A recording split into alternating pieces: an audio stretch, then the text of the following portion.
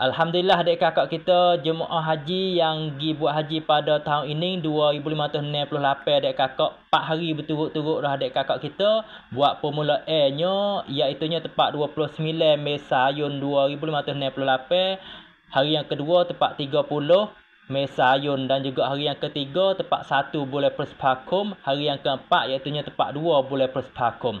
Tetapi kemarin adik kakak kita ada satu rehlah ataupun penerbangan F3 NE 007 dan Hajjai menuju kepada Madinah adik kakak dan dia batal dulu dan untuk turbin ini adik kakak ataupun rehlah ini dengan karenanya rabop lock brake kat kong ataupun sistem brake sana tu beragai adik kakak dah.